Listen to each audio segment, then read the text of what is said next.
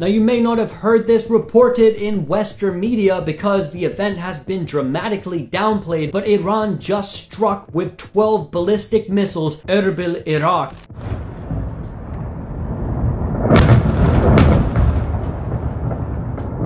Hitting what they claim were Mossad bases, and according to some sources, 4 Israelis were left dead with 7 injured, and this came after Israel struck Syria, targeting the week before and killing 2 members of Iran's IRGC. This is one way to say that as long as Israel actually is going on with its attacks on Iranian interests in Syria and beyond, in return, Iran actually could deal with negatively, of course, with American forces. That's right, a major escalation of violence in the Middle East, yet all but no reporting has happened on it. Why? Because Iran responded in Iraq to something that Israel did in Syria, and because Israel violated Syrian sovereignty and attacked Syria, killing 2 civilians, and then later it was announced 2 Iranians also in one of 7 attacks on Syria so far this year, which are completely unprovoked and haven't even been responded to by the Syrian side. It doesn't look good for Western media, and that's to say they don't report the crimes and violations of international law carried out by Western countries and their allies in the way they do the enemies of the West. And missing this story is a really big thing, because this is crucial to understanding what is happening currently with the indirect negotiations taking place in Vienna to attempt to revive the 2015 Obama era Iran nuclear deal, or JCPOA as it is called. And these talks, although stalled, seem to be going in a positive direction. But now with this escalation in the Middle East, it sent a strong message from Iran to the United States of America that if they don't go back into this deal and relieve the sanctions, which primarily target the Iranian people, because when the West applies sanctions to a country, the objective is to try and get the people so angry and poor and starving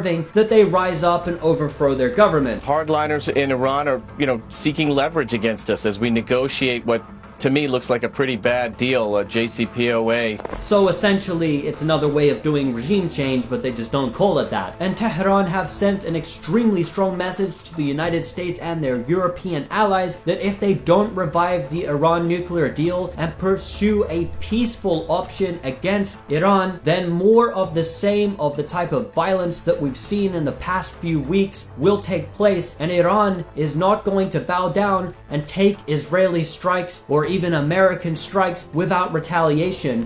And this is kind of a message to the Americans that without a deal, things can turn ugly actually when it comes to their presence in the region. Meaning that the Biden administration will have a lot on its hands if it does not revive the Iran nuclear deal, because at that point, only military escalation is ahead of them. And this is not exactly a great thing when the United States is picking battles not just with Iran, but also with Russia and with China.